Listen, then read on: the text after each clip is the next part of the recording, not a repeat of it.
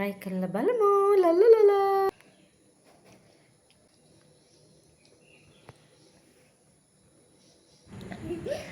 අනිතින් අපිත් හැදුවා මේ දවස්වල හැමෝම හදන වෝටර්මෙලන් අයිස්ක්‍රීම් එක. ඉතින් බලමුකෝ ඒක රසද කියලා.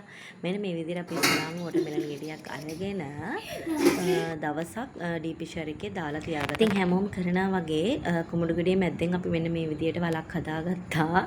ඒ කියන්නේ ඒකට අපි අර මිල්ක් දාන්න ඕන නිසා මෙන්න මේ විදිහට හදලා පැය 24ක් අපි මේක කවර් කරලා ෆ්‍රිජ් එකට දාලා තියාගත්තා.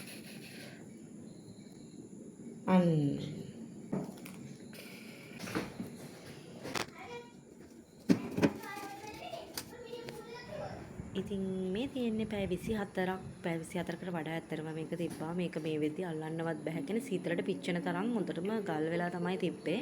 ඉතින් අපි මේකට මෙන්න මේ විදිහට ෆ්‍රෙෂ් මිල්ක් එකතු කර ගන්නවා. ඉතින් ඔන්න ඊට පස්සේ තමයි අමාරුම වැඩේ තියෙන්නේ.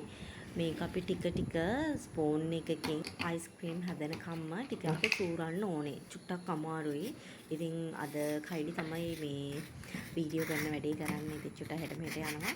මොකද එයාට තමයි ගොඩක්ම ආසාව තිබ්බ මේක කරන්න. ඇත්තටම මේක පොඩි බබාලට කලින් අයිස්ක්‍රීම් අහන්නට වඩා හෙල්දි. කියන්නේ මේ කුමුඩු ගෙඩියේ තියෙන පැණි රස විතරයි මේකට එන්නේ. සහ මේ ෆ්‍රෙෂ් මිල්ක් වල.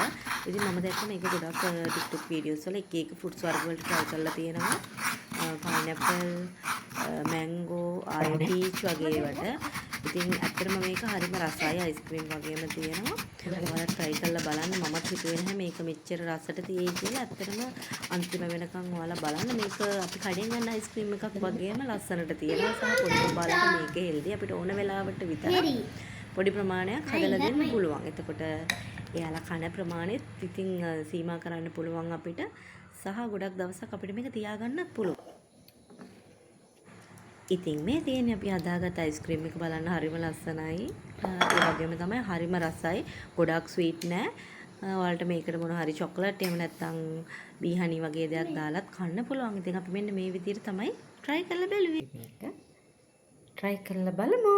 ලලලලා. සයිඩ් එකේ හාන් එහෙම ගන්න ටික.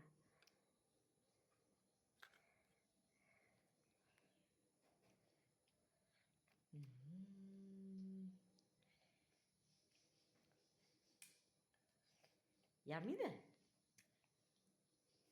ඉතින් ඔන්න නර්සරි ඇරලා ආපු ගමන්ම ආවේ මේක හදමු කියාගෙන. මොකද එයා දන්නවා මේ වෝටර්මෙලන් එක ෆ්‍රිජ් එකේ තිබ්බ නිසා. ඉතින් ওই විදිහට තමයි යාගේ රියැක්ෂන් එක තියෙන්නේ. හරි මාස වුණා එයාත්.